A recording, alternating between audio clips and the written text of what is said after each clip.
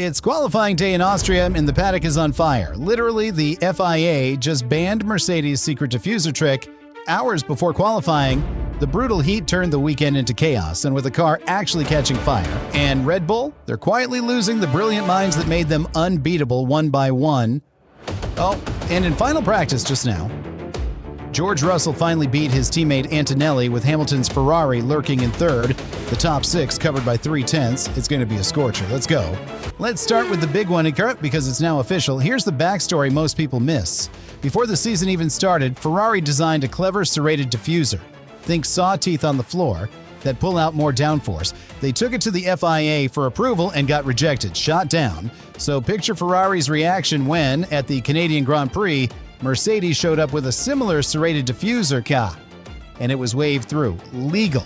The exact kind of thing Ferrari had been told they couldn't run, so Ferrari and Red Bull went to the FIA and pushed, and here's the clever part. The argument that actually won. Ferrari didn't just whine about fairness, they raised a safety point. If you allow these serrated edges, teams will start putting jagged sections on the floor right next to the wheels, and on contact, that could puncture tires. That's the argument that sealed it, and it worked. The FIA issued a clarification with immediate effect, forcing Mercedes and Racing Bulls to change their diffusers before qualifying. Haas didn't have to, their design was less extreme. But now, here's where I need to be straight with you because other channels are about to get this very wrong. This was not cheating.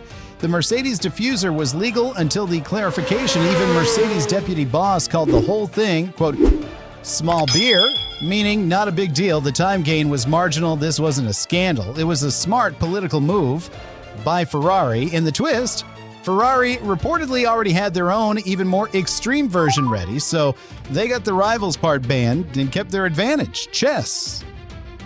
Story 2, and this one comes with flames. For the first time ever in Europe, the FIA declared a heat hazard for this Grand Prix.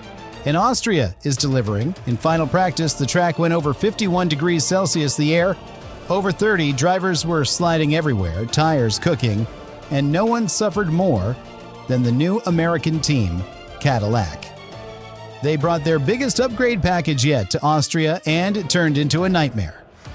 On Friday, Sergio Perez stopped on track in both sessions, triggering a red flag and a virtual safety car, and his teammate Valtteri Bottas, his car caught fire in the pit lane with part of the floor dragging along the ground as he limped back.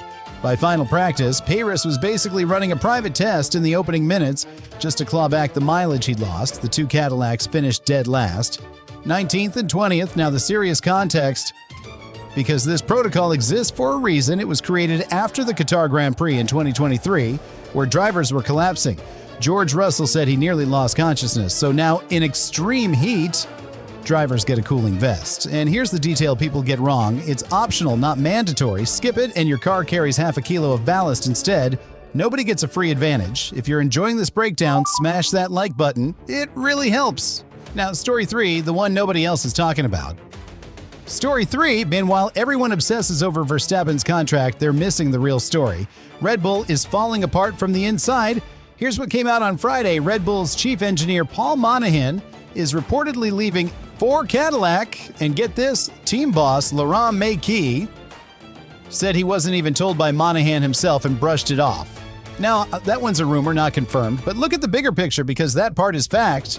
Over the last 2 years, Red Bull has lost Christian Horner, Adrian Newey, the greatest designer in F1 history, Jonathan Wheatley, Helmut Marko, and Gianpiero Lambiase, Verstappen's longtime race engineer, is heading to McLaren in 2028. That's not a team having a bad weekend. That's a team being hollowed out, one brilliant mind at a time.